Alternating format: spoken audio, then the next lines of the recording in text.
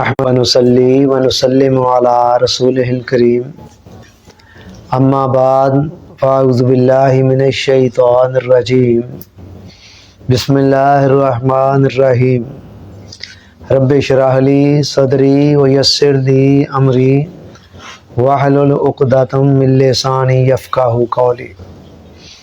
واجب الاحترام حاضرین و سامعین، اللہ رب العزت کا شکر ہے جس کی توفیق اور عنایت سے آج ہم سب لوگ شب بیداری کی اس ماہانہ نشست کے اندر حاضر ہیں۔ حاضرین محترم، پچھلی چند نشستوں سے ہمارا ایک عنوان چل رہا ہے اصول خیر۔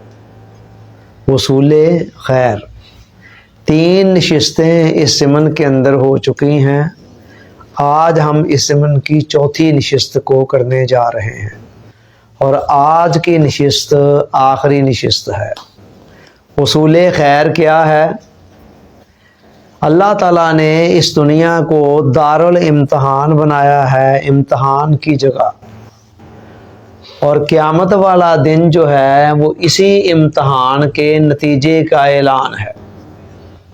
اب چونکہ دنیا امتحان کی غرض سے بنائی گئی ہے، لہذا اسی امتحان کی مصلحت کے تحت یہاں مختلف قسم کے حالات اور واقعات انسان کو پیش آتے رہتے ہیں۔ بعض اوقات انسان کے پسندیدہ حالات ہوتے ہیں اور بعض اوقات اس کو ناپسندیدہ حالات کا سامنا کرنا پڑتا ہے۔ کبھی گرمی ہوتی ہے، کبھی سردی ہوتی ہے، کبھی خزاں ہوتی ہے، کبھی بہار ہوتی ہے، کبھی خوشی ہوتی ہے، کبھی غم کی کیفیت ہوتی ہے، کبھی راحت ہوتی ہے، کبھی کلفت ہوتی ہے، کبھی کامیابی مل جاتی ہے، کبھی ناکامی ملتی ہے، کبھی امارت ہوتی ہے، کبھی غربت ہوتی ہے، کبھی صحت ہوتی ہے اور کبھی بیماری ہوتی ہے۔ الا حاصل قیاس، یہ ساری کیفیتیں ملی جلی آپس میں ایک کے بعد دوسری چلتی رہتی ہیں۔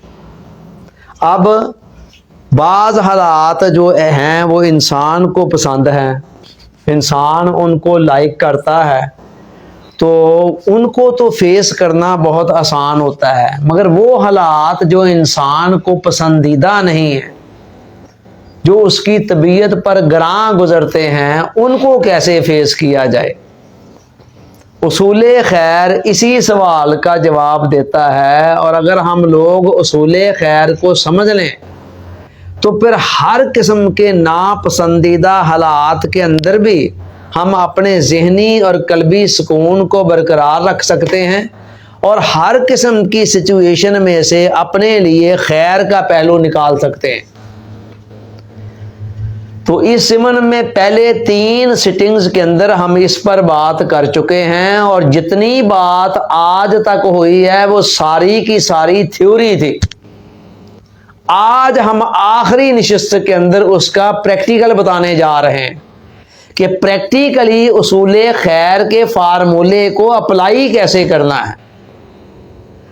اب تک کہ آپ کو یاد ہوگا 3 نشستوں کے اندر ہم نے 3 لیکچر جو دیے وہ سارے کے سارے تھیوری تھے، جس میں قرآن و حدیث کی روشنی میں عقلی نقلی دلائل کے ذریعے سے بتایا گیا کہ جو کچھ بھی انسان کو زندگی کے اندر پیش آتا ہے وہ ساری کی ساری حالتیں اللہ کی طرف سے ہوتی ہے، عین کسی حکمت اور مصلحت پر مبنی ہوتی ہے، اور ہر حال کے اندر انسان کے لیے الٹیمیٹلی کوئی نہ کوئی خیر پوشیدہ ہوتی ہے۔ مگر ہم اپنے لیک آف نالج کی وجہ سے، علم کی کمی کی وجہ سے، فہم و فراست کی کمی کی وجہ سے اس کو سمجھ نہیں پاتے ہیں، اور ہم غصے میں جنجلاہٹ کا شکار، مایوسی کا شکار ہو جاتے ہیں اور سمجھتے ہیں کہ یہ حالت تو ہمارے لیے بہت نقصان دہ۔ تو میں اب جو پریکٹیکل فارمولہ دینے جا رہا ہوں یہ 4 نکات پر مشتمل ہے۔ یوں سمجھ لیں کہ یہ 4 ہتھیار ہیں آپ کی زندگی کے اندر آپ کے کام آنے والے۔ یہ 4 ہتھیار اگر آپ مضبوطی سے تھام لیں تو زندگی کے اندر جیسے مرضی طوفان آئیں، آندھیاں آئیں، جو کچھ مرضی ہو جائے، آپ ہر قسم کے حالات میں سے ثابت قدمی اور استقامت کے ساتھ گزر سکتے ہیں۔ تو ڈپینڈ کرتا ہے اس پر کہ آپ ان ہتھیاروں کو کتنی مضبوطی کے ساتھ پکڑتے ہیں اور کتنا ان کو استعمال کرتے ہیں۔ یہ بات یاد رکھیں کہ اللہ تعالیٰ نے ہمیں دنیا کے اندر پریشان ہونے کے لیے نہیں بھیجا ہے، اس لیے نہیں بھیجا ہے کہ ہم کبھی ماضی پر جلتے رہیں، کبھی حال پر کڑتے رہیں، کبھی فیوچر کے اندیشوں کے اندر سہمے رہیں اور دبک دبک کر زندگی بسر کریں۔ نو، خدا نے تو ہمیں دنیا میں اپنی عبادت کے لیے بھیجا ہے۔ وہ کہتا ہے وَمَا خَلَقْتُ الْجِنَّ وَالْإِنسَ إِلَّا لِيَعْبُدُونِ، میں نے جنوں اور انسانوں کو پیدا ہی اس لیے کیا میری عبادت کریں۔ تو جو بندہ بیچارہ حالات کے اندر ہی الجھا ہوا ہے، کئی قسم کی ٹینشنز کو، پریشانیوں کو اپنے سر پہ سوار کیے ہوئے ہے، اس نے عبادت کیا کرنی ہے جی؟ پریشانی کی حالت میں عبادت کیا ہوگی؟ چنانچہ یہ خدا کی منشا کوئی نہیں ہے یہ کہ ہم پریشان ہوں۔ مولانا روم نے فرمایا اگر عالم سراسر خار باشد دل عاشق گلو گلزار باشد، کہ اگر ساری دنیا کانٹوں سے بھی بھر جائے تو عاشقوں کے دل پھر بھی پھولوں کی طرح کھلے رہتے ہیں۔ یعنی ساری دنیا کے اندر کانٹے ہی کانٹے ہوں نا، اتنے کانٹے کہ پاؤں رکھنے کے لیے جگہ نہ بچے، تب بھی جو عاشقوں کے دل ہوتے ہیں وہ پھولوں کی طرح کھلے رہتے ہیں۔ وجہ کیا ہے؟ ان کی سمجھ میں فطرت کے قوانین اور راز آ چکے ہوتے ہیں۔ وہی راز آپ کو سمجھانے جا رہے ہیں۔ چلیے آئیں بسم اللہ پڑھتے ہیں۔ ہماری زندگی جو ہے وہ ساری کی ساری وقت کے ساتھ عبارت ہے۔ زندگی کیا ہے؟ وقت کے ساتھ۔ جہاں وقت ختم ہوتا ہے وہاں زندگی پوری ہو جاتی ہے۔ یہ جو سانسیں آج آ رہی ہیں ساری ٹائم اینڈ اسپیس کے ساتھ ہی ہیں، وقت کے ساتھ۔ اور زمانے کتنے ہیں؟ ٹوٹل مین قسمیں زمانوں کی کتنی ہیں؟ 3، ماضی، حال اور مستقبل۔ یہ ٹوٹل 3 قسم کے زمانے ہیں۔ جتنے بھی ہمارے دکھ ہیں، پریشانیاں ہیں، الجھنیں ہیں، کلفتیں ہیں، ٹینشنیں ہیں، وہ ساری کی ساری ان 3 زمانوں میں سے ہی کسی ایک زمانے سے تعلق رکھتی ہیں۔ کبھی ہم ماضی پر پچھتا رہے ہوتے ہیں، جڑ رہے ہوتے ہیں، کڑ رہے ہوتے ہیں، اوئے ہوئے فلاں وقت میں یوں کر دیا ہوتا، فلاں معاملہ میرے ساتھ کہیں ایسے نہ ہوا ہوتا، یا فلاں معاملہ میرے ساتھ ایسے ہو گیا ہوتا، وغیرہ وغیرہ۔ کافی سارا وقت ماضی کے پچھتاووں میں۔ کبھی ہم فیوچر کے اندیشوں کے اندر سوچ سوچ کر پریشان ہو رہے ہوتے ہیں، فلاں معاملہ اگر ایسے نہ ہوا تو کیا بنے گا، ویسے نہ ہوا تو کیا بنے گا، وہ فلاں معاملہ یوں ہو گیا تو کیا بنے گا، تو اس طرح پریشان ہوتے ہیں۔ اور کبھی حال کی مصیبتیں، تکلیفیں، الجھنیں، کلفتیں، ٹینشنیں، پریشانیاں ہمیں پریشان کر رہی ہوتی ہیں۔ تو لہٰذا یہ ٹوٹل 3 زمانے ہیں اور ہم ہتھیار آپ کو 4 دے رہے ہیں۔ ایک ماضی کے حوالے سے ہے، ایک فیوچر کے حوالے سے ہے، اور باقی 2 جو ہیں وہ حال کے حوالے سے۔ بس ٹھیک ہے، جب یہ 4 ہتھیار آپ کے پاس ہوں گے اور آپ نے ان کو مضبوطی سے پکڑا ہوگا، آئے تو صحیح پھر کدھر سے آئے گا؟ کوئی بھی پریشانی، ٹینشن جدھر کی آئے گی آپ کو ساتھ ہی پتہ چل جانا یہ کدھر کی ہے، آپ ساتھ ہی جناب اس ہتھیار کو نکال لیں گے۔ چلیں جی شروع کرتے ہیں ماضی سے۔ ماضی وہ زمانہ ہے جی جو ہم پر گزر چکا ہے اور جس نے پلٹ کر کبھی نہیں آنا، ٹھیک ہے؟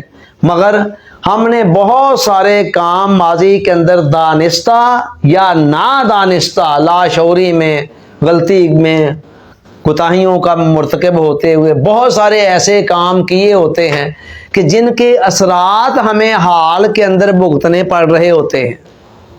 چونکہ اللہ تعالی عدل و انصاف فقط حشر پہ موقوف نہیں، زندگی خود بھی گناہوں کی سزا دیتی ہے۔ تو ایک سزا تو ہر گناہ کی وہ ہے نا جو آخرت میں ہے، اور ایک سزا نقد بھی ہوتی ہے۔ تو لہٰذا ماضی کے اندر بہت سارے گناہ، غلطیاں ہوتی ہیں ہماری لائف کے اندر کہ جن کا نتیجہ ہمیں حال کے اندر بھگتنا پڑ رہا ہوتا ہے۔ چنانچہ کئی مرتبہ ہم ماضی کو سوچ سوچ کر جلتے ہیں، کڑتے ہیں کہ فلاں معاملے میں اگر یوں نہ کیا ہوتا، فلاں معاملہ اگر ایسے کر دیا ہوتا تو کتنا اچھا ہوتا، وغیرہ وغیرہ۔ حالانکہ ماضی پلٹ کر واپس کوئی نہیں آنا ہے۔ ہم ساری زندگی جلتے، کڑتے، پچھتاتے رہیں، ماضی کا ایک لمحہ بھی پلٹ کر واپس نہیں آ سکتا۔ مگر قربان جائیں اس خدا پر جس نے حال میں رہتے ہوئے ہمیں اس قابل کر دیا، ہمیں ایسی چیزیں تھما دیں کہ ہم حال میں رہتے ہوئے اپنے ماضی کو جا کر صاف کر سکتے ہیں اور اس طرح مٹا سکتے ہیں کہ لکھنے والے فرشتوں کو بھی یاد نہ رہے کیا لکھا تھا کیا نہیں لکھا تھا، اور اس کے سارے اثرات جو ہیں حال کے زمانے کے اندر وہ ختم ہو جائے۔ میں کہتا ہوں یہ ایک کام ہی اتنا بڑا ہے کہ انسان ساری زندگی سجدے میں پڑ جائے اور اللہ کا شکر ادا نہیں کر سکتا کہ یا اللہ یہ کام بھی ہو سکتا تھا۔ یاد کر رکھیں اگر وہ ماضی کے حوالے سے یہ سہولت اللہ نے نہ دی ہوتی تو پھر کیا ہوتا، بڑے سے بڑا ولی اللہ جو ہوتا اس کی بھی ماضی کے اندر کئی غلطیاں ہیں ممکن ہو رہی ہوتی، انسان ہی ہے نا آخر، تو پھر کیا ہوتا کہ وہ غلطیاں جو ہیں وہ حال کے اندر پچھتاوے کا باعث بنی ہوتی کہ کاش فلاں وقت میں یوں نہ کیا ہوتا اور فلاں میں ہم جو غلطی ہوگی اس کی تو سزا بھگتنی پڑنی ہے۔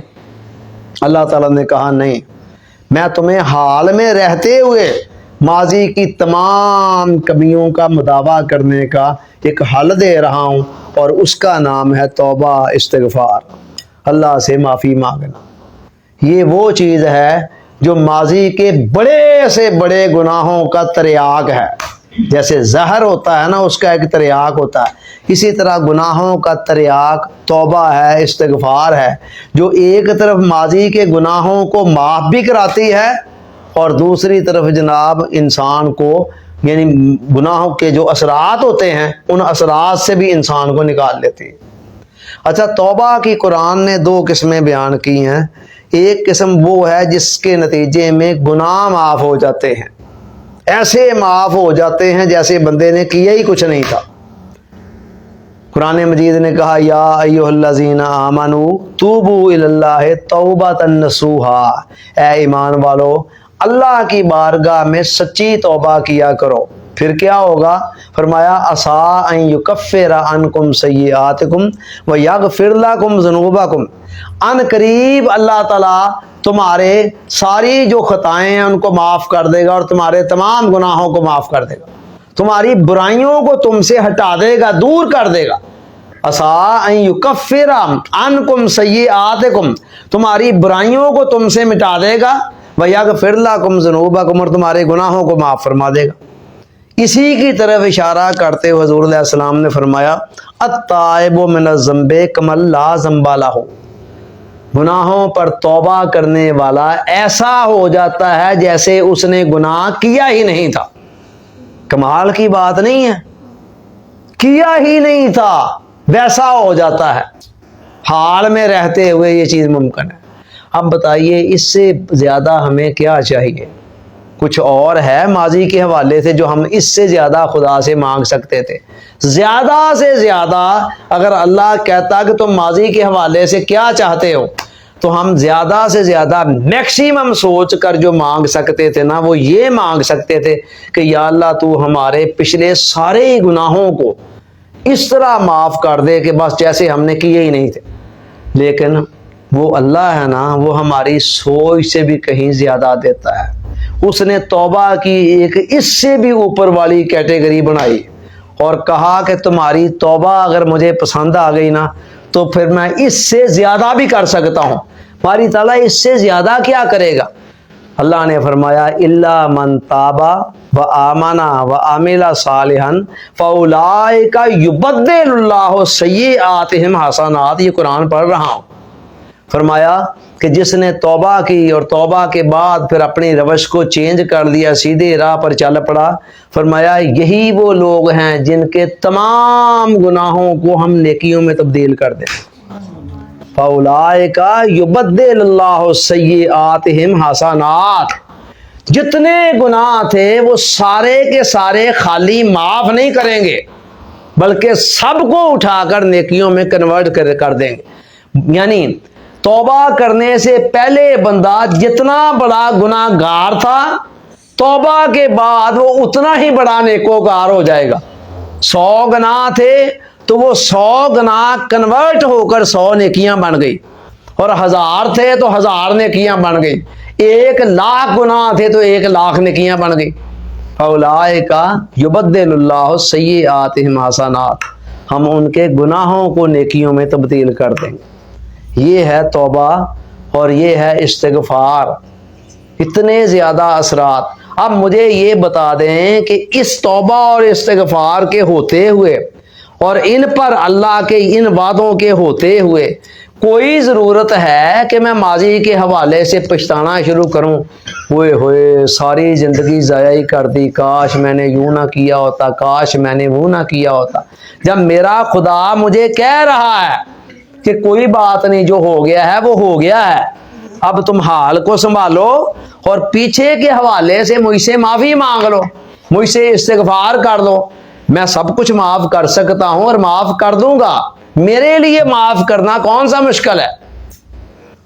اور یہ اتنی اعلیٰ درجے کی چیز ہے توبہ استغفار کہ حضور علیہ السلام نے فرمایا انی اتوب الیہ فی الیوم مئۃ مرہ، میں ایک ایک دن کے اندر 100 مرتبہ اللہ کی بارگاہ میں توبہ کرتا ہوں۔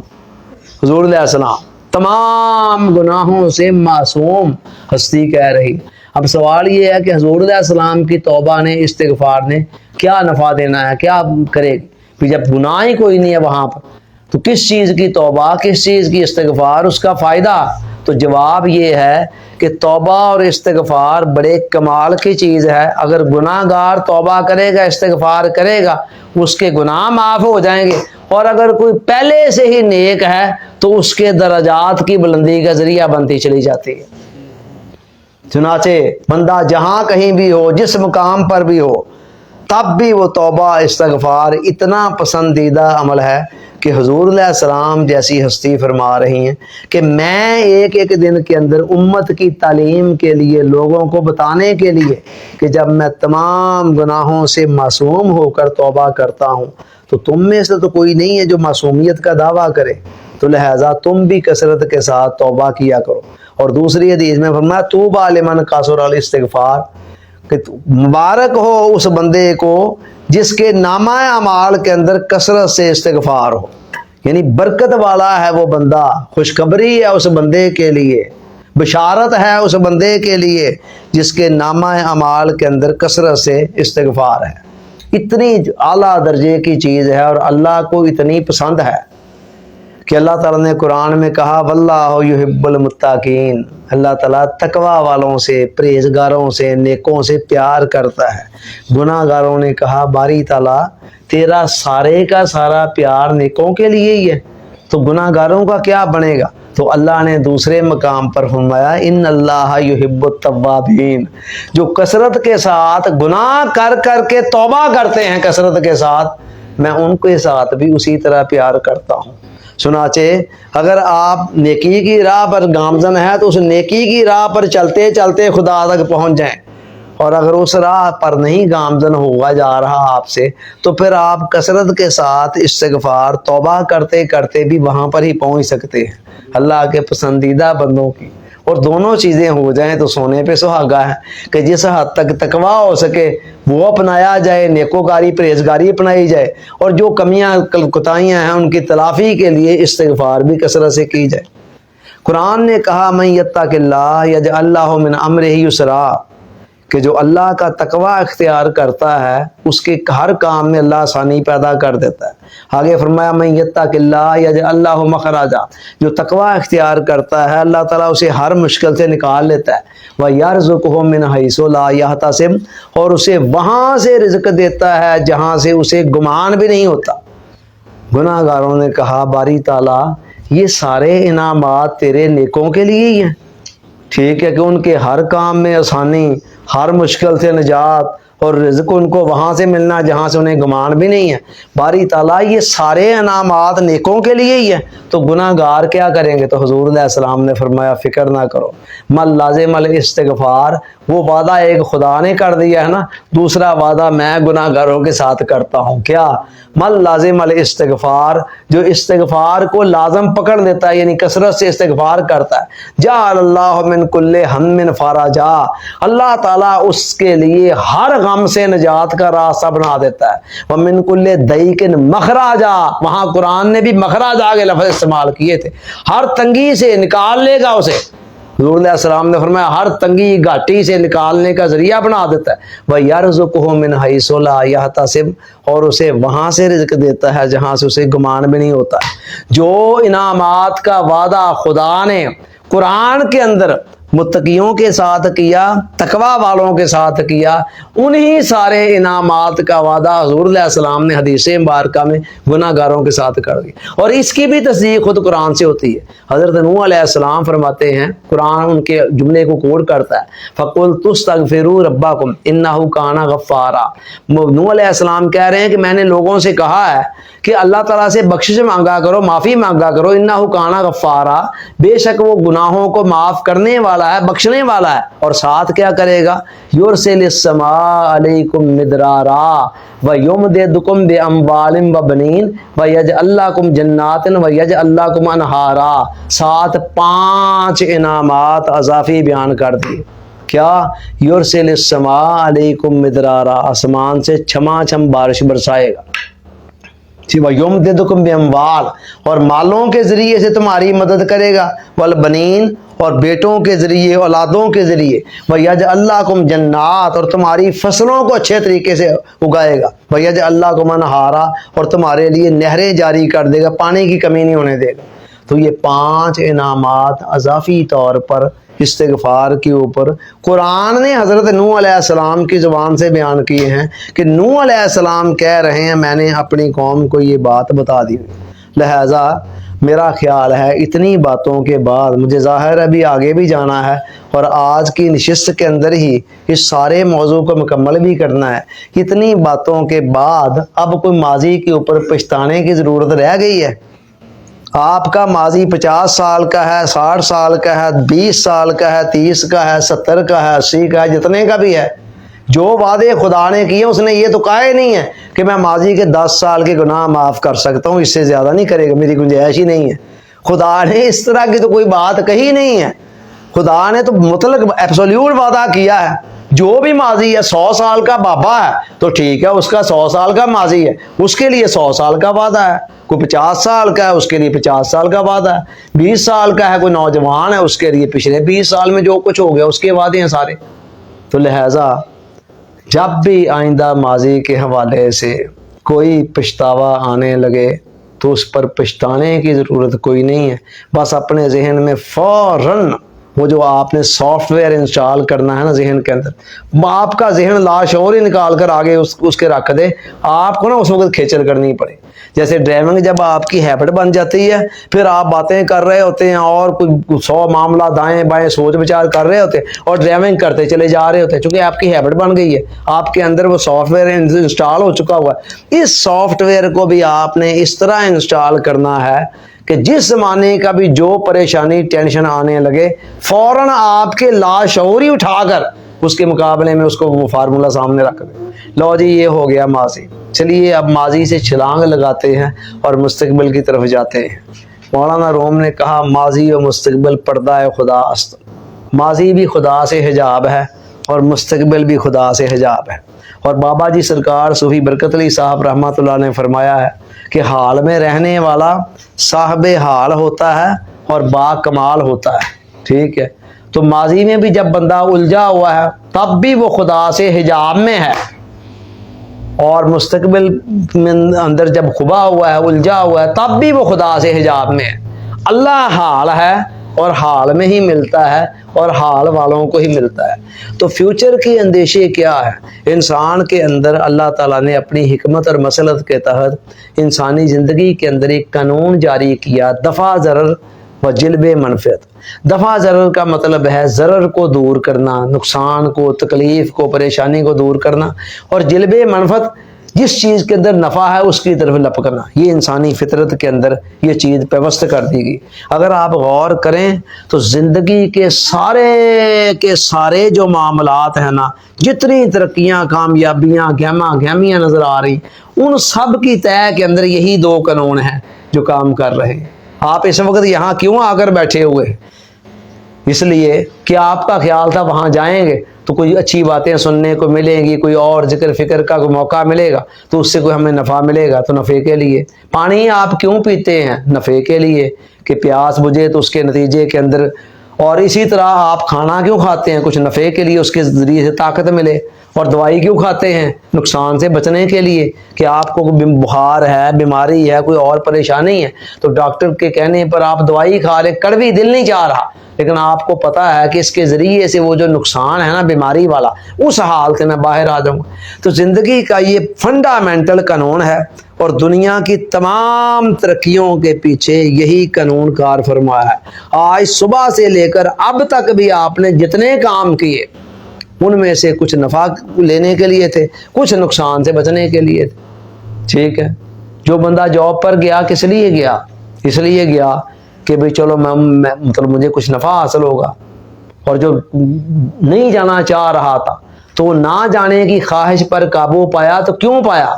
دل نہیں چاہ رہا تھا جانے کو، اس خواہش پر قابو پایا. تو کیسے پایا؟ اس لیے کہ نہ جائیں گے تو نقصان ہو جائے گا.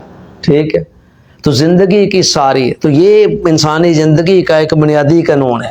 مگر مسئلہ یہ ہے ہر چیز ایک حد کے اندر رہتے ہوئے اچھی لگتی ہے.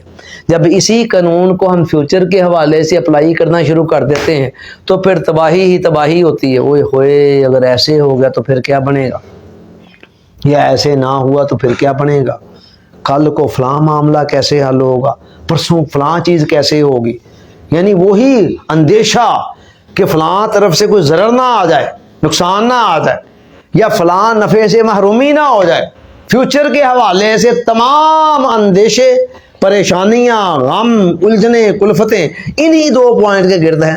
یار فلاں معاملے میں کوئی نقصان نہ ہو جائے، یا فلاں معاملے میں کوئی نفع جو میں توقع لگا کر بیٹھا ہوں وہ اگر نہ ملا تو پھر کیا بنے گا. ٹھیک ہے.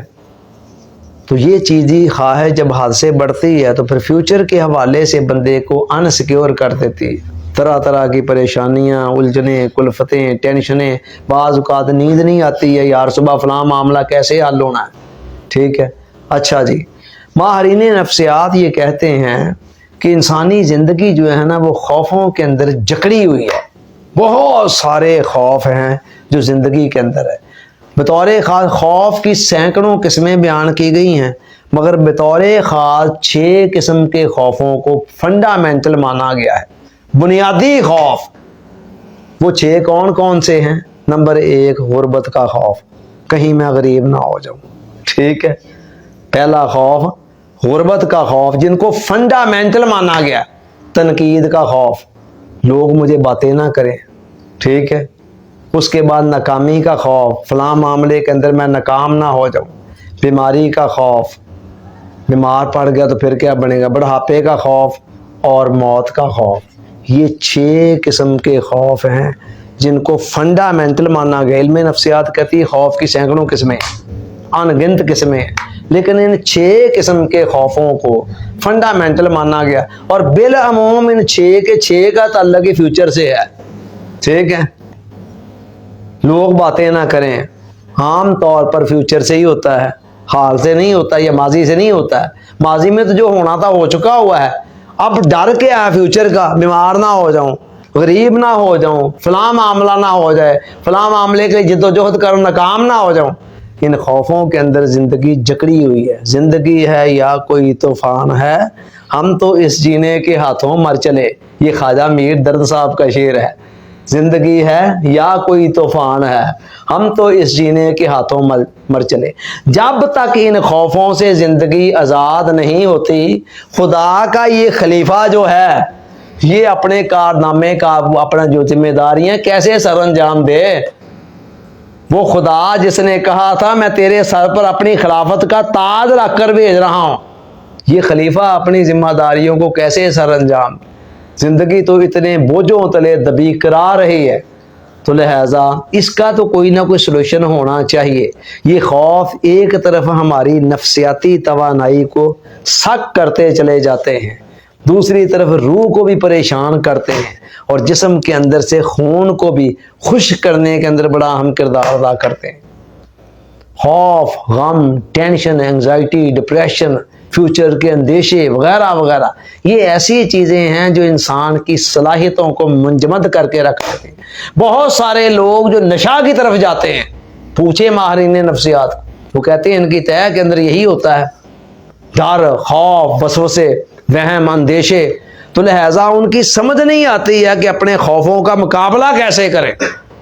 وہ آسان حل کیا تلاش کرتے ہیں, کوئی نہ کوئی نشہ پی کر, کوئی سوٹا لگا کر, کوئی ہیروئن چرس وغیرہ کے ذریعے سے بندہ اس حالت میں چلا جائے جہاں اس کی وقتی طور پر جو شعور ہے یا لا شعور ہے معوف ہو جائے, معطل ہو جائے, اور وہ آرام سے کچھ عرصہ سکون میں گزار دے. ٹھیک ہے, یہ ہیں چیزیں. اچھا, مزے کی بات آپ کو یہ بھی بتاؤں, علم نفسیات کہتا ہے کہ مستقبل کے کم و بیش 90% اندیشے بے بنیاد ہوتے ہیں. ٹھیک ہے, بے بنیاد. آپ اپنے اگر آپ نے یہ دعویٰ ہے علم نفسیات کا, آپ نے اس کی تصدیق کرنی ہے نا, تو اپنے ماضی سے کر دیں. کتنے اندیشے تھے ہمیں ماضی میں, فلاں معاملہ کیسے بنے گا, فلاں معاملہ کیسے حل ہوگا, فلاں کا کیا ہوگا, فلاں معاملہ یوں نہ ہوا تو کیا ہوا. مجھے یہ بتا دیں کہ آج تک وہ اندیشے پورے کتنے ہوئے. ٹھیک ہے, 10 میں سے میکسیمم کوئی ایک ہے پورا ہو گیا ہو. تو میں یہی بتا رہا ہوں کہ کم و بیش 90% اندیشے ویسے ہی بے بنیاد ہوتے. چلو بہرحال حقیقی ہیں یا فرضی ہیں, دونوں میں سے جو بھی ہیں, علاج ایک ہی ہے. ٹھیک ہے, اور نسخہ فیوچر کے حوالے سے بھی ایک ہی ہے. اس کا نام ہے استعاذہ. کیا؟ استعاذہ, یعنی اللہ سے پناہ مانگنا. اعوذ باللہ من الشیطان الرجیم کہتے ہیں نا آپ, یہ کیا ہے؟ پناہ مانگنا, اللہ کی حفاظت میں آنا, خدا سے کہنا ربا سونیا یہ زیادہ ہیں مشکلات, مصیبتیں, الجھنیں, کلفتیں, میرے اندیشے زیادہ ہیں, میں ان کا مقابلہ نہیں کر سکتا ہوں, تو مجھے اپنی پناہ میں لے لے. خدا کہتا ہے ٹھیک ہے آ جاؤ. ہماری اہلیہ محترمہ نے ساری زندگی اس فارمولے کو بڑی کامیابی سے استعمال کیا بچوں پر. کیسے کیا انہوں نے؟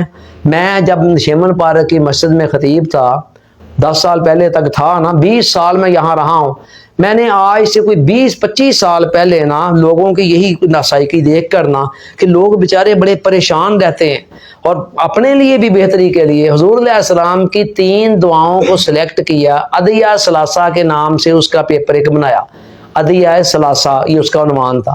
3 دعائیں, اس میں حضور علیہ السلام کی چھوٹی چھوٹی 3 دعائیں, اور 3 میں سے ہر دعا کے متعلق حضور علیہ السلام نے فرمایا کہ جو اس کو 3 مرتبہ صبح کو پڑھ لے گا نا, شام تک ہر قسم کے اللہ تعالیٰ کی حفاظت میں آ جائے گا. جو شام کو پڑھ لے گا صبح تک آ جائے گا. ہر دعا کے متعلق فرمایا.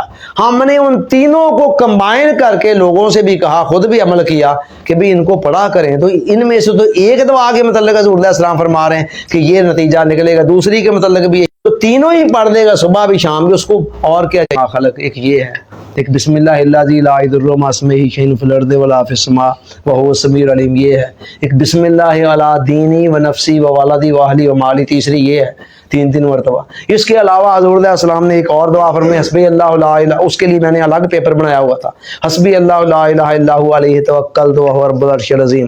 7 مرتبہ فرمایا, صبح پڑھ لیں, 7 مرتبہ شام. ہر قسم کے غموں پریشانیوں سے بھی اللہ کافی ہوگا.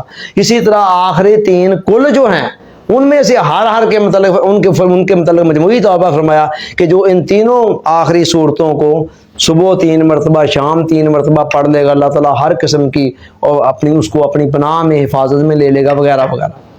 تو یہ چند ایک چیزیں ہیں کہ بندہ جن کو زندگی کے اندر تجربہ کر کے دیکھا, صبح پڑھ لیا, شام تک اللہ کی حفاظت میں آگے, شام کو پڑھ لیا, نفسیاتی طور پر بھی تسکین ملتی رہی کہ یار اللہ کی حفاظت میں, اور پریکٹیکلی بھی چونکہ ان پر وعدے تھے اللہ کے پیارے رسول صلی اللہ علیہ وسلم کے, تو لہذا وہ وعدے قیامت تک کے لیے, تو پریکٹیکلی بھی ان کے فائدے لیتے رہے, اور سائیکولوجیکلی بھی اپنے مائنڈ کو یہ بتاتے رہے کہ لو جی, تو پریشانیوں سے بڑی حد تک نجات پا گئے.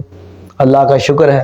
تو کہنے کا مطلب یہ ہے استعاذہ. ٹھیک ہے. اس کے علاوہ حضور علیہ السلام کی کئی دعائیں ہیں جن کے اندر ایسے لفظ ہیں, یا اللہ میں تو اسے فلاں چیز میں تیری پناہ مانگتا ہوں, اللہم انی اعوذ بک من الہم والحزن, یا اللہ میں خوف اور غم سے تیری پناہ مانگتا ہوں, واعوذ بک من العجز والکسل, اور میں سستی کاہلی سے تیری پناہ مانگتا ہوں, واعوذ بک من الجبن والبخل, میں بزدلی کنجوسی سے تیری پناہ مانگتا ہوں, واعوذ بک من غلبۃ الدین وقہر الرجال, اور میں لوگوں کے غالب آ جانے سے اور قرض میں پھنس جانے سے تیری پناہ مانگتا ہوں. یہ تقریباً وہ فنڈامنٹل خوف جو علم نفسیات والوں نے 6 بتائے تھے نا، وہ سارے کے سارے ہی تقریباً اس ایک دعا کے اندر آ رہے ہیں.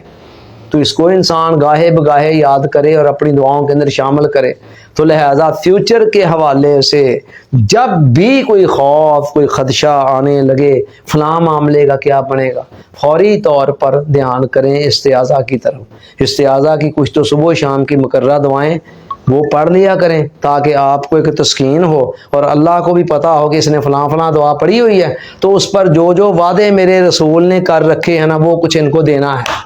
ٹھیک ہے، اور آپ کو بھی پتا ہو کہ ٹھیک ہے میں اللہ کی حفاظت میں ہوں. اس کے علاوہ بھی عام دعاؤں کے اندر میں نے بتایا کئی دعائیں ایسی ہیں جن کے اندر پناہ والے الفاظ آتے ہیں، تو وہ بھی گاہے بگاہے ان میں سے بھی کچھ یاد ہوں تو بندے نے دعا تو مانگنی ہوتی ہے نماز کے بعد، تو گاہے بگاہے ان کو بھی پڑھتا رہا کریں. یہ ہو گیا جی فیوچر کا حالات. اب جب ماضی اور مستقبل کے اندیشوں سے، وسوسوں سے، خدشوں سے آپ بچ گئے نا، تو اس کے بعد حال میں آ جائے گا، حال میں آ جائیں گے اور جینے کا پھر مزہ آ جائے گا. حال میں رہنے والا صاحب حال ہوتا ہے اور با کمال ہوتا ہے. صوفی برکت علی صاحب رحمۃ اللہ علیہ. مسئلہ یہ ہے ہم سے حال میں رہا نہیں جاتا ہے، ماضی کے ادھر سے آ کر پچھتاوے ہماری ٹانگیں کھینچتے ہیں، وہاں سے جان چھڑاتے ہیں، ادھر فیوچر کے اندیشے آ جاتے ہیں. آئیے جی اب حال کے اندر. ٹھیک ہے، یہ دونوں زمانے تو ہو گئے آپ کے سکیور. اب آ جاتے ہیں تیسرے زمانے کی طرف جس کو زمانہ حال کہتے ہیں. اب اس کے معاملات کو کیسے ٹیکل کرنا. حال کے لیے 2 چیزیں ہیں جی. ٹھیک ہے، حال کے لیے 2 چیزیں. کیوں 2 چیزیں کیسے ہیں کہ زندگی کے اندر جتنے بھی معاملات ہمیں پیش آ رہے ہیں وہ سارے کے سارے ان میں سے کچھ ہمارے پسندیدہ ہیں، فیورٹ ہیں، اور کچھ ہمارے ناپسندیدہ ہیں جن کو ہم پسند نہیں کرتے. چنانچہ ان سے پھر الگ الگ نپٹنے کے لیے ایک کے لیے جو سب ہتھیار دیا گیا وہ صبر کا اور دوسرے کے لیے شکر کا. بس تیسری کوئی حالت حال کے اندر نہیں ہے. 2 ہی حالتیں ہیں، یا تو پسندیدہ ہے یا ناپسندیدہ. بھئی یا لائٹ آ گئی ہے یا چلی گئی ہے. تیسری کیا حالت ہوگی جی اس میں؟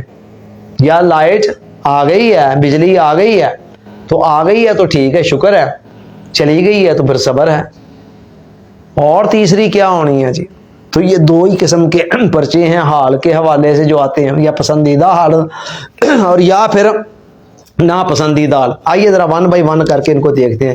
پہلے ناپسندیدہ کو دیکھتے ہیں. اصل میں تو یہ دونوں ہی امتحان کے پرچے ہیں، اور امتحان کے اندر کامیابی کا دار و مدار اس پر نہیں ہوتا ہے کہ پرچہ آسان تھا کہ مشکل تھا. ٹھیک ہے، دار و مدار اس پر ہوتا ہے کہ اسٹوڈنٹ نے حل کس طرح کیا ہے. اگر کسی طالب علم نے پرچہ حل اچھے طریقے سے کر دیا ہے تو پرچہ مشکل بھی تھا تب بھی وہ اس میں پاس ہو گیا، کامیاب ہو گیا، 6 نمبر لے گیا. اس کو کیا لگے جی پھر مشکل تھا کیا تھا. اور اگر کسی نے حل اچھے طریقے سے نہیں کیا ہے تو پرچہ 2 جمع 2 4 کی طرح آسان بھی تھا، اس آسانی کا اس کو کیا فائدہ. جس نے 2 جمع 2 5 لکھ دیا، ٹھیک ہے، وہ جتنا مرضی آسان ہے پرچہ وہ ناکام ہے. اور دوسری طرف ایک بچے کو اتنا لمبا سوال آ گیا ہے ریاضی کا، اس نے صحیح سے ہی وہ سارا کیلکولیٹ کر دیا ہے، وہ اس میں پاس ہے. اور جس کو کہا تھا 2 جمع 2 از اکول ٹو بتاؤ کتنے کے ہوتے ہیں، اس نے لکھ دیا 5 6 7 کچھ اور لکھ دیا، وہ فیل ہو گیا. تو لہٰذا پرچے کے اندر امتحان میں کامیابی ناکامی کا دار. جب میں کبھی ڈیپتھ میں جا کر اس نقطے پر غور کرتا ہوں نا تو مجھے پھر سارا کچھ مصیبتیں آسانیاں ایک ہی تصویر کے 2 رخ نظر آنے شروع ہو جاتے ہیں. ان میں پھر اس وقت مجھے 19-20 کا فرق نظر نہیں آ رہا ہوتا ہی ہے نا. انسان کسی وقت ڈیپتھ میں جا کر کسی بات پر غور کر رہا ہوتا ہے. عام طور پر ہمارے ذہن الجھے ہوتے ہیں، اتنی ڈیپتھ میں جا کر کسی ایک نقطے پر غور نہیں کرتے. جب بھی کبھی غور کرتا ہوں ڈیپتھ میں جا کر اس نقطے پر تو پھر میں کہتا ہوں کہ ان دونوں میں فرق کیا ہے؟ کوئی بھی فرق نہیں ہے. ٹھیک ہے، اچھا اسی لیے واصف صاحب کہتے ہیں خوشی ہو یا غم دونوں ہی اللہ والوں کو اللہ کے اور قریب کر دیتے ہیں، دونوں کے ذریعے سے. اچھا تو ناپسندیدہ حالات ہیں تو کیا کرنا ہے؟ صبر. اب صبر کا مطلب کیا ہے؟ صبر کا مطلب ہے کہ جب ہماری مرضی کے خلاف کوئی حالت کوئی واقعہ سامنے آتا ہے نا تو ہمارے اندر ایک اشتعال پیدا ہوتا ہے، ایک راہٹ پیدا ہوتی ہے، غصہ پیدا ہوتی ہے، ٹھیک ہے، اریٹیشن ہوتی ہے، اور ہم کوئی نہ کوئی ریئیکٹ کرنا چاہتے ہیں غصے میں، مایوسی میں، پریشانی کے اندر۔ اس ریئیکشن کو تھام لینا اس کو صبر کہتے ہیں، کہ انسان کے اندر ایسا ملکہ پیدا ہو جائے کہ مرضی کے خلاف کوئی سچویشن آئی ہے اس پر نہ تو بھڑک اٹھے، نہ حد سے زیادہ مایوسی کی طرف چلا جائے، نہ زیادہ پریشانی کی طرف چلا جائے، بلکہ ایک نیوٹرل اپنے آپ کو ایک سطح پر برقرار رکھے، اس کو صبر کہتے ہیں۔ صبر کی اور قسمیں بھی ہیں، صبر بڑی کمپریہنسو اصطلاح ہے۔ نیکیوں کے کرنے کے اوپر مستقل مزاجی سے چلتے رہنا یہ بھی صبر کی ایک قسم ہے۔ عام طور پر لوگ 2-4 دن کوئی نیکی کا کام کرتے ہیں پھر چھوڑ دیتے ہیں، نہیں، راستے میں آنے والی تکلیفوں کے باوجود بھی راہ ہدایت پر چلتے رہنا یہ بھی صبر ہے۔ اسی طرح گناہوں سے بچنے میں اپنے آپ پر جبر کرنا یہ بھی صبر ہے، اور اعلیٰ درجے کا صبر ہے۔ مگر ہم اس وقت جس پیرائے میں بات کر رہے ہیں ہم ان قسموں کی طرف نہیں جا رہے، ہم صرف اس قسم پر رہ رہے ہیں کہ جب تکلیفیں، مصیبتیں، الجھنیں، کلفتیں، ٹینشنیں، پریشانیاں، مسئلے مسائل، پنڈا پنڈوریا کے ناگ پار، ایک مکی چکلا دجی تیار، ایک جاتی نہیں ہے دوسری آ جاتی ہے، دوسری جاتی نہیں ہے تیسری آ جاتی ہے، پھر بندہ کہتا ہے یا اللہ ساری مصیبتیں میرے لیے رہ گئی سی، ٹھیک ہے۔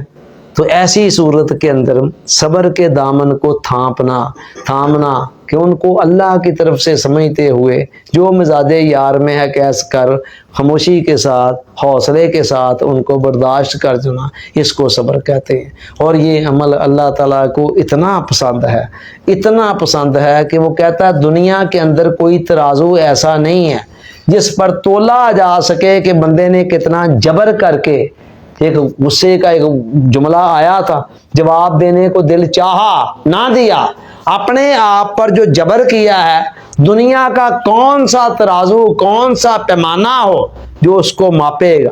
سو اللہ نے کہا چونکہ ماپا نہیں جا سکتا اور صبر میری خاطری کیا ہے تو کہتا کوئی نہیں، میں بھی انشاءاللہ اجر بھی وہ دوں گا کہ جس کو ماپا ہی نہیں جا سکے گا۔ انما یوفی الصابرون اجرہم بغیر حساب، فرمایا ہم صبر کرنے والوں کو جو حساب دیتے ہیں نا وہ بغیر حساب کے دیتے ہیں، ٹھیک ہے، جو اجر دیتے ہیں، بدلہ دیتے ہیں، ثواب دیتے ہیں، وہ بغیر حساب کے دیتے ہیں۔ اور دوسری جگہ تو فرما دیا کہ جی ان اللہ مع الصابرین، اس سے بڑا بدلہ اور کیا ہوگا؟ جی خدا کہتا ہے میں خود ان کو مل جاتا ہوں صبر کرنے والوں کو۔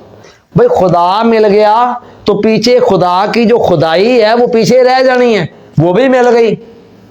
کہتا صبر کرنے والوں کو میں خود مل جاتا ہوں۔ حدیث مبارکہ میں آتا ہے حضور علیہ السلام نے فرمایا کہ کسی آدمی کو کوئی شے ایسی نہیں ملی جو صبر سے زیادہ وسیع ہو، یعنی سب سے بڑا انعام کسی بندے کو اگر کوئی بڑی اچھی کیفیت حالت ملی ہے تو وہ صبر کی ہے۔ جس کو صبر مل گیا سمجھ لیں اس کے بہت بڑی شے اس کو مل گئی، کوئی سوغات مل گئی، کیونکہ اس کے نتیجے میں پھر انعامات اتنے ہیں اللہ کی بار۔ اور صبر کے لیے کیا ہے؟ کلمہ کیا ہے؟ انا للہ و انا الیہ راجعون، جس کو ہم سمجھتے ہیں کہ شاید کسی کے مرنے پر ہی پڑھنا ہے، حالانکہ یہ کلمہ صبر ہے۔ چراغ گل ہوا حضور علیہ السلام کے ہاں، حضرت عائشہ بیٹھی ہوئی ہیں، آپ نے فرمایا انا للہ و انا الیہ راجعون، تو حضرت عائشہ نے کہا یا رسول اللہ اس پر بھی؟ فرمایا ہاں یہ کلمہ صبر ہے۔ تو انسان بندہ مومن کو جب بھی کوئی تکلیف چھوٹی موٹی پہنچے وہ اس پر یہ کلمہ پڑھے تو اس کو اللہ کی بارگاہ میں اجر و ثواب ملے گا، صبر کے درجے میں اس کو سمجھے جائے شمار کرتے ہوئے اللہ اس پر اجر و ثواب دے گا۔ تو لہٰذا یہ لوگ لائٹ چلی جاتی ہے باپ ڈاپ کوسنا شروع کر دیتے ہیں، میں کہتا ہوں شکر کریں، آپ انا للہ و انا الیہ راجعون پڑھیں اور 1 منٹ بعد واپس آ گئی تو فوراً پڑھیں الحمدللہ، ٹھیک ہے، لو جی جاتی دفعہ بھی آپ نے نیکیاں کما لی، آتی دفعہ بھی کما لی، ٹھیک ہے۔ کسی زمانے میں ہمارے یہاں گھنٹہ لائٹ جایا کرتی تھی نا، اس زمانے میں لوگوں کو تو فن تباہ کے طور پر کہا کرتا تھا، اور اس میں حقیقت بھی تھی کہ یہ واپڑا والے تو آپ کو ولی بنانے پہ تلے ہوئے ہیں، گھنٹے بعد آپ کو صبر کا موقع فراہم کر رہے ہیں اور گھنٹے بعد شکر کا موقع فراہم کر رہے ہیں، تو اور کیا چاہیے آپ کو؟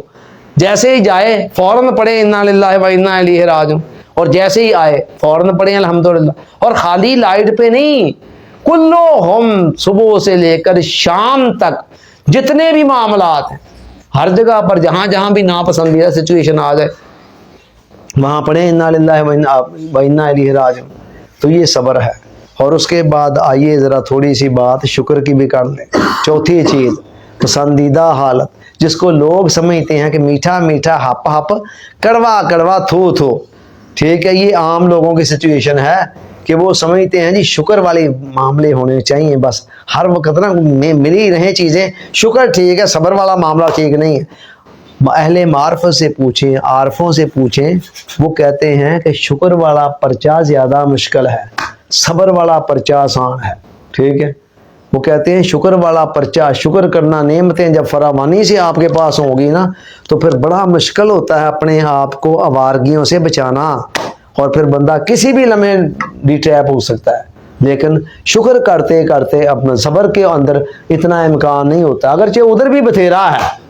حضور علیہ السلام نے فرمایا قاد الفقر ان یکون کفرا, کہ بعض اوقات فقر و فاقہ انسان کو کفر تک پہنچا دیتا ہے. ٹھیک ہے, تو لیکن بہرحال یہ ہے کہ اہل معرفت کا یہ کہنا ہے کہ شکر کا پرچہ صبر والے پرچے سے بھی مشکل ہے, اور جو اس سے بھی آگے کے ہیں وہ کہتے ہیں چھڈو یار صبر تے چھڈو شکر. اصل بات یہ ہے کہ نہ تو ہجری اچھا نہ وصال اچھا ہے, یار جس حال میں رکھے وہی حال اچھا ہے. ٹھیک ہے, آپ صبر اور شکر میں سے کچھ نہ مانگیں کہ جی ہمیں اے کر دے یا او کر دے یا فلانا پرچہ دے دے یا فلانا نہ دے, نہیں, بس اس پہ چھوڑ دیں بات. ان پہ جو چھوڑ دیتے ہیں پھر ان کے سارے معاملات خود بخود صحیح ہونا شروع. اچھا شکر کیا ہے جی؟ الاعتراف بنعمت المنعم, الاعتراف بنعمت المنعم ما تعظیمہ, کسی نعمت کا اعتراف کرنا دینے والے کی تعظیم اور تکریم کرتے ہوئے. یعنی کوئی نعمت کسی نے آپ کو دی تو آپ محسوس کریں کہ ہاں یار یہ نعمت ہے, اچھا یہ مجھے اس نے دی ہے, شکریہ آپ کا.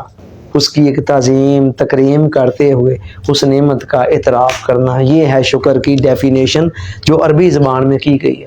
اس کے بعد پھر اس اعتراف کے 3 درجے ہیں. سب سے پہلا درجہ جس کو عام لوگ نا شکر سمجھتے ہیں اور سمجھتے ہیں بس یہی ٹوٹل شکر ہے.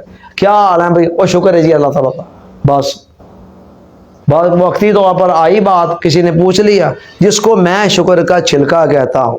چھلکے کی بھی اپنی اہمیت ہوتی ہے, مگر چھلکا سب کچھ نہیں ہوتا ہے, چھلکے کے اندر گودا بھی ہوتا ہے.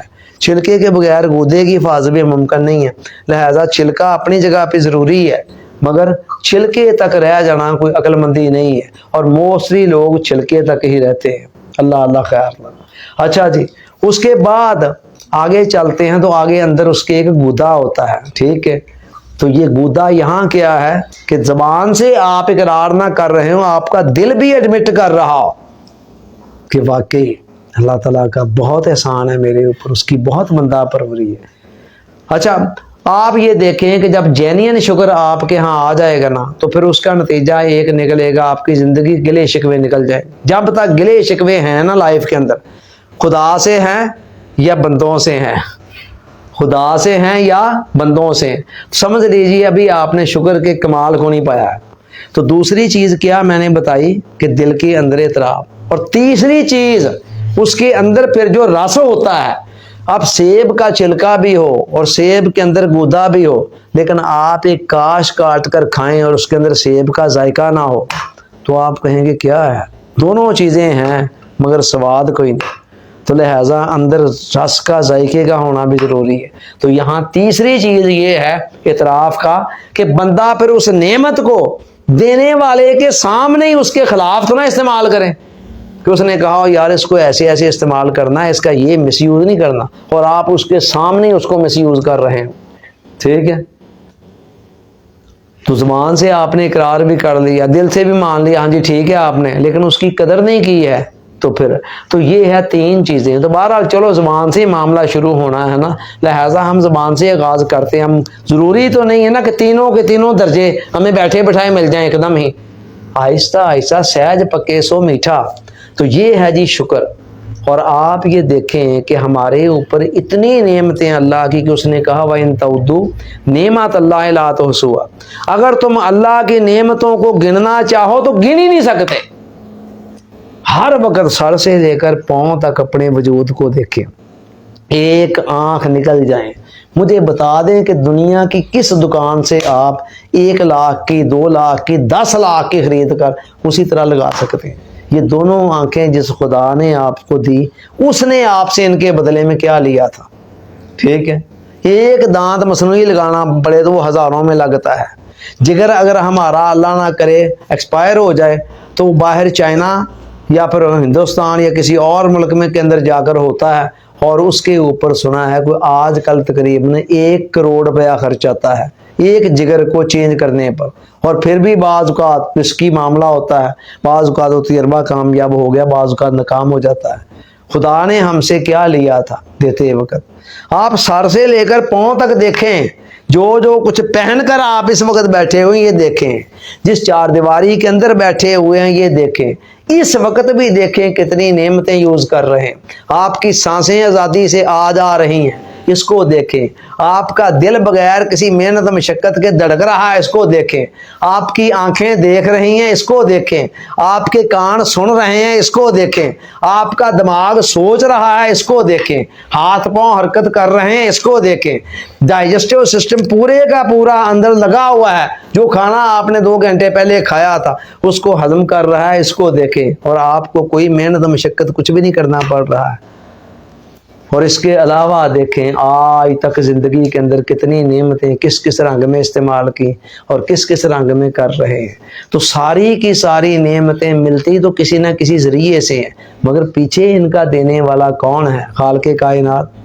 وما بکم من نعمت اللہ فبما ربکم، سوری میں آیت فوری طور پر ذہن میں نہیں آئی، کہ جو بھی تمہارے پاس نعمت ہے، ترجمہ اس کا یہ ہے جو تمہارے پاس نعمت ہے وہ تمہارے رب کی طرف سے ہے ٹوٹلی۔ لیکن کوئی نہ کوئی ذریعہ اللہ بناتا ہے، چونکہ دنیا کو دارالاسباب بنایا تو کوئی نہ کوئی ذریعہ اس نے، تو اللہ کہتا ہے جس ذریعے کو میں نے سلیکٹ کیا ہے نا تم تک یہ نعمت پہنچانے کے لیے، اس ذریعے کی بھی قدر کرو۔ حضور علیہ السلام نے فرمایا من لم یشکر الناس لم یشکر اللہ، جو بندوں کا شکریہ ادا نہیں نہ کر سکتا وہ خدا کا بھی شکر ادا نہیں کر سکتا۔ تو لہٰذا اللہ چاہتے ہیں ذریعے کی بھی قدر کی جائے، مگر بہرحال الٹیمیٹلی آپ یہ دیکھیں کہ دینے والا پیچھے خالق اور مالک ہے، ہمیں جس ذریعے سے بھی ملی ہے، چنانچہ یہ شکر ہے۔ تو جو حالات ہماری مرضی کے ہوں، پسندیدہ ہوں، ان پر شکر کیا جائے۔ اور پھر دیکھیں شکر ہماری بندگی کا تقاضا تھا، ہماری فطرت کا تقاضا ہے، ہماری فطرت چاہتی ہے کہ جس نے ہم پر احسان کیا ہے ہم اس کے سامنے بیچ جائیں۔ بندوں کے ساتھ ہم ایسا نہیں کرتے، لیکن دیکھیں اس نے انعامات کتنے کتنے رکھ دیے اس پر، حالانکہ وہ نہ انعامات رکھتا۔ کہتا ہے لئن شکرتم لازیدنکم، اگر تم شکر کرو گے تو میں نعمتوں کو برقرار بھی رکھوں گا، ان میں مزید اضافہ بھی کر دوں گا۔ ٹھیک ہے، اور اتنی اعلیٰ درجے کی عبادت ہے کہ جنت میں جا کر آپ نے نماز نہیں پڑھنی ہے، آپ نے روزہ نہیں رکھنا ہے، مگر شکر آپ نے وہاں بھی کرنا ہے، تکلف سے نہیں، خود بخود ہی منہ سے نکل رہا ہوگا الحمدللہ الذی ہدانا لہذا ولو کنا لولا ان ہدانا اللہ۔ تو ہم اگر اللہ تعالیٰ ہمیں ہدایت نہ دیتا تو ہم یہاں تک نہ پہنچتے۔ ٹھیک ہے، جنت والے جب جنت میں چلے جائیں گے تو قرآن کہتا ہے کہ وہ کہیں گے الحمدللہ الذی ہدانا لہذا، کہ شکر ہے اس ذات کا جس نے ہمیں یہاں تک پہنچنے کی توفیق عطا فرمائی، اور اگر اللہ ہمیں ہدایت نہ دیتا تو ہم یہاں تک نہ پہنچ سکتے۔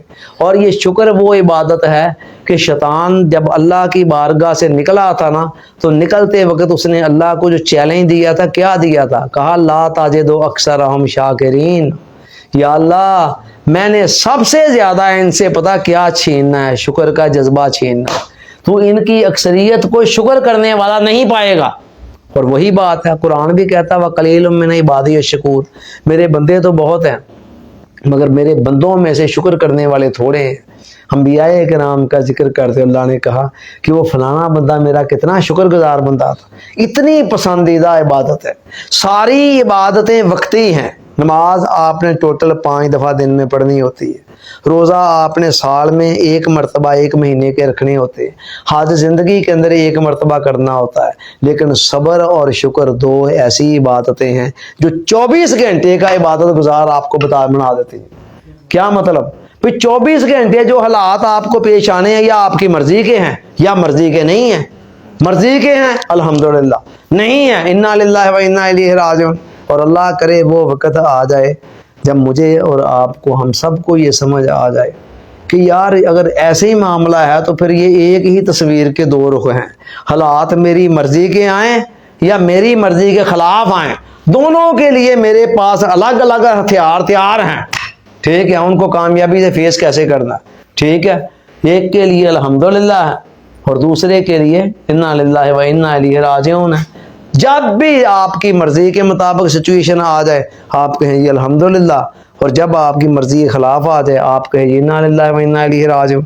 بتائیے اس کے بعد یہ ایک ہی تصویر کے دو رخ نہیں نظر آتے ہیں؟ اب مجھے یہ بتا دیں، ماضی آپ کا سیکیور، فیوچر آپ کا سیکیور اور حال آپ کا سیکیور آ جائے جی۔ وہ مثال بنی ہوئی ہے، گدھے کو لے کر جا رہے تھے چور، کسی نے کہا گدھے تجھے چور لے کر جا رہے ہو، کہتا میں میرا کی جی میں چارہ ہی کھانا میں اتھے کی تے اتھے کی۔ یقین کریں اگر یہ فلسفہ شکر کا اور صبر کا سمجھ آ جائے، ہم کہیں جی ہمیں کیا، حالات ہماری مرضی کے آتے ہیں یا مرضی کے خلاف آتے ہیں، ہم نے تو اپنے خدا کے قریب ہونا ہے نا، تو وہ دونوں صورتوں میں ہو سکتے ہیں۔ آئیے ذرا حضور علیہ السلام کی زبان سے سن لیں، فرمایا آجا بلے امر المومن، مومن کا حال بڑا عجیب ہوتا ہے، ان امرہ کلہ لہ خیر، اس کا ہر معاملہ ہی اس کے لیے خیر ہے۔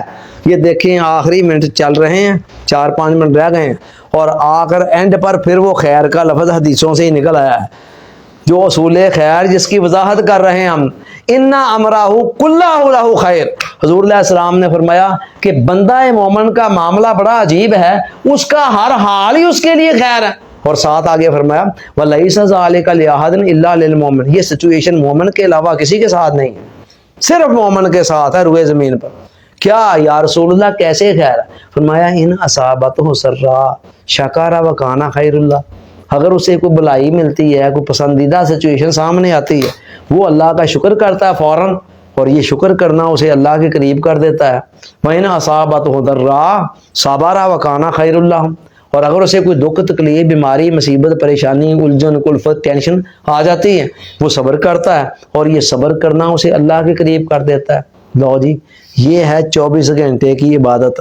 مجھے بتائیں نماز آپ 24 گھنٹے پڑھ سکتے ہیں، روزہ 24 گھنٹے رکھ سکتے ہیں، لیکن صبر اور شکر کو آپ 24 گھنٹے عدل بدل کر یوز کر کے سیانے لوگوں کی طرح ہر لمحے ہی کمائی کر سکتے ہیں، اور ساتھ اپنے آپ کو خام کھا کے جلنے سے کڑنے سے ٹینشن سے پریشانیوں سے محفوظ کر سکتے ہیں، دنیا بھی آپ کی اور آخرت بھی آپ کی۔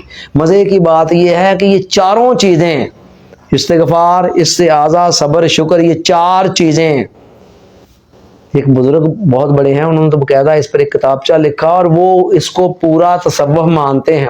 تصوف کیا ہے؟ روحانیت، وہ کہتے ہیں ساری روحانیت ان 4 چیزوں میں، بس یہ 4 چیزیں اگر آپ نے پکڑ دی، وہ کہتے ہیں ٹوٹل روحانیت آپ کے پاس آ گئی، ٹھیک ہے، وہ ساری روحانیت کو ان 4 چیزوں میں مانتے ہیں۔ تو 24 گھنٹے کی عبادت گزار، ٹینشنوں الجھنوں کلفتوں پریشانیوں سے الگ سے نجات، موجیں ہی موجیں، جینا بھی آسان مرنا بھی آسان، اور مشکل کیا ہے اس میں؟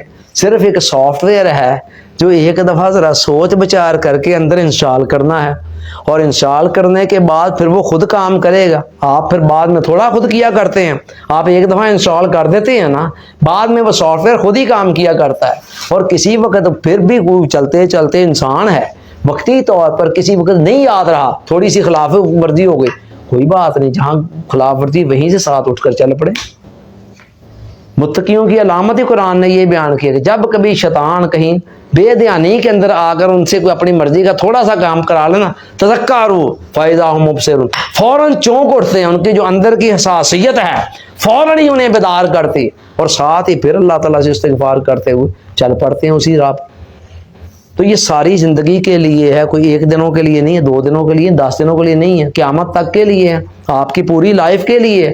یعنی یہ کوئی ایسا فارمولہ نہیں ہے کہ سال بعد پتہ نہیں یار یہ چینج نہ ہو جائے۔ بھائی جو فارمولہ قرآن و حدیث سے ہے وہ 2 + 2 = 4 کی طرح ہے، اٹل ہے۔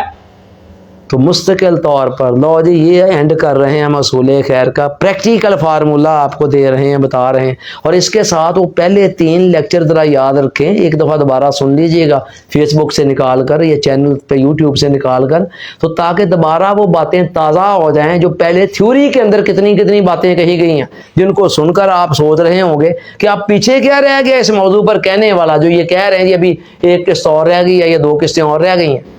تو یہ دیکھیں آخری قسط جو ہے یہ اپنی جگہ پر پریکٹیکل ہے، اور اس سے پہلے سب کچھ کیا تھا وہ تھیوری تھی۔ تو اللہ تعالیٰ کہنے والے کو بھی سننے والوں کو بھی یاد رکھنے عمل کی توفیق عطا فرمائے۔